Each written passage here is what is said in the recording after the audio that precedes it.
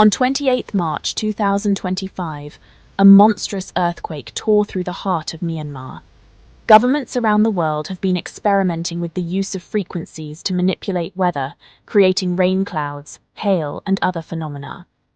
By emitting specific frequencies, they can induce cloud formation and precipitation, potentially altering weather patterns.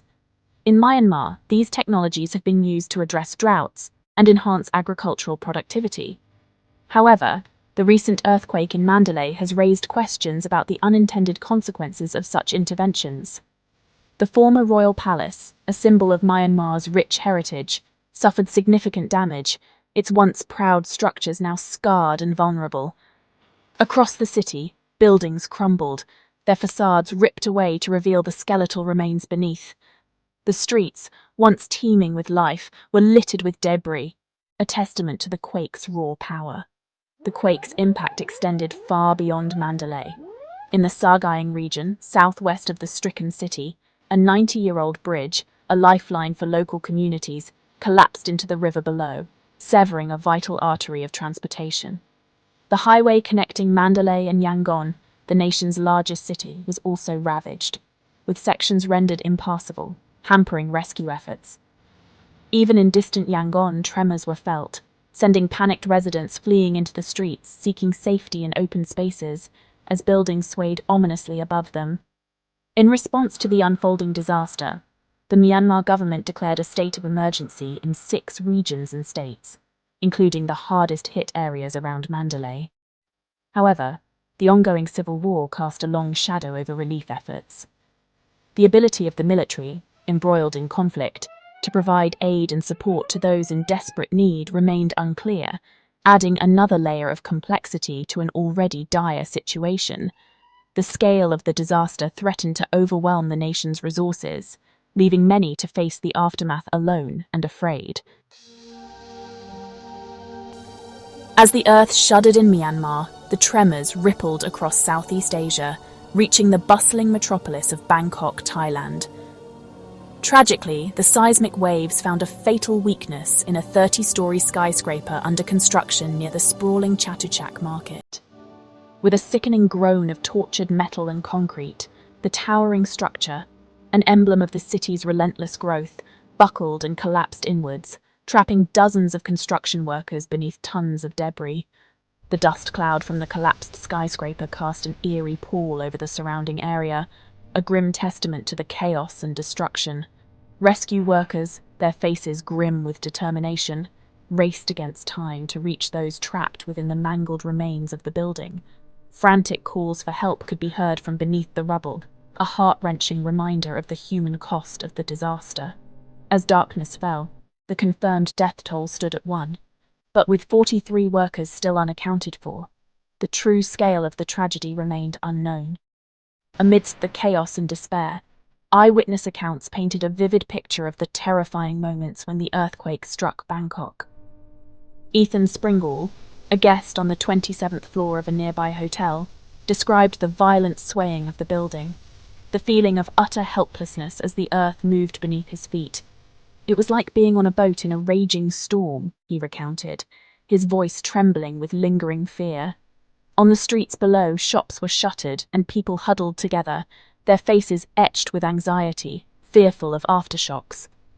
Fraser Morton, a tourist visiting Bangkok from Scotland, found himself caught in the panic as the earthquake hit a crowded shopping centre. People were screaming and running for the exits, he recalled, his voice still raw with emotion. I saw dust and debris falling from buildings as I ran out into the street. It was terrifying. His words, a chilling reminder of the earthquake's far-reaching impact, served to underline the shared vulnerability of those caught in the disaster's path. However, some theories suggest that this tragedy might not be a mere natural disaster. Speculations have arisen about government manipulation of frequencies and weather patterns. Evidence points to the controversial HAARP project, which some believe has the capability to induce seismic activity through the manipulation of the ionosphere. Additionally, weather modification technologies, such as cloud seeding and frequency manipulation, have been linked to unusual weather patterns and seismic events. Public outcry has grown, with protesters demanding transparency and accountability from their governments regarding these potentially dangerous technologies. Experts continue to analyze the data, seeking to understand whether these theories hold any merit or if they are merely the product of fear and speculation. As the investigation unfolds, the people of Bangkok and beyond are left questioning the official narratives, wondering if there is more to this disaster than meets the eye. The devastating earthquake that had ravaged Myanmar and struck at the heart of Bangkok sent shockwaves far beyond the immediate disaster zones. Across Southeast Asia, nations felt the tremor, a stark reminder of the interconnectedness of the region and the shared vulnerability to nature's fury. In Vietnam, buildings swayed and people poured into the streets, their faces etched with anxiety as they sought safety from the earthquake's reach. The international community responded swiftly to the unfolding disaster in Myanmar and Thailand, offering condolences and pledging support to the affected nations. India, a regional power with close ties to both countries, was among the first to extend a helping hand. Prime Minister Narendra Modi expressed his deep sorrow at the loss of life and the widespread destruction. India stands in solidarity with the people of Myanmar and Thailand during this difficult time, he declared, his voice filled with compassion. He assured both nations that Indian authorities were on standby, ready to provide assistance with rescue and recovery efforts. The earthquake's impact on the region's economy, heavily reliant on tourism and trade, was predicted to be significant. The closure of airports, damage to infrastructure, and the disruption to supply chains threatened to have long-term consequences for the affected areas. The World Bank and other international financial institutions pledged financial assistance to aid in the rebuilding efforts. However, the road to recovery promised to be long and arduous, fraught with challenges that extended far beyond the immediate aftermath of the disaster.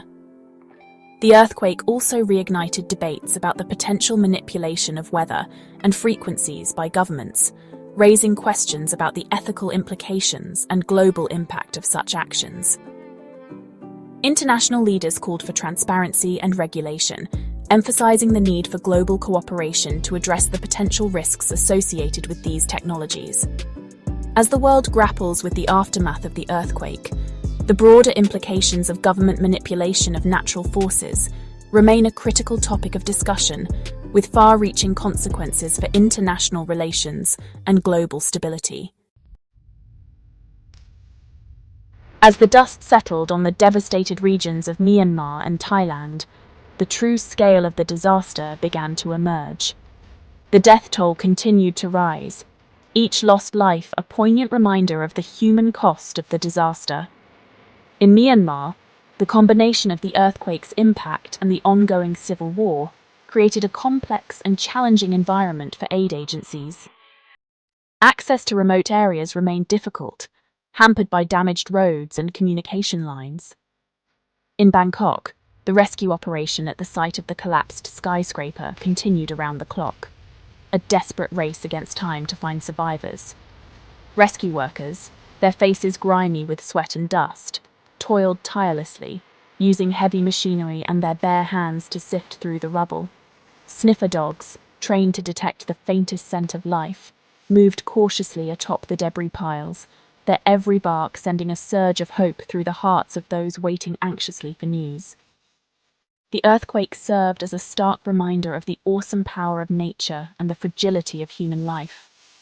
In the aftermath of the disaster, questions lingered about building codes, disaster preparedness, and the ability of nations to respond effectively to such catastrophic events.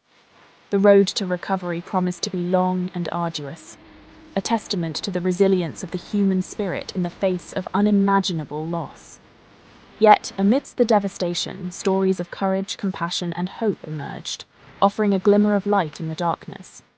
Speculation arose about the role of government manipulation of weather and frequencies in exacerbating the disaster. Experts debated the long-term consequences of such interventions, questioning the ethical implications and potential risks. As communities began to rebuild, the focus shifted to ensuring future safety and resilience, amidst the uncertainty of potential government interference.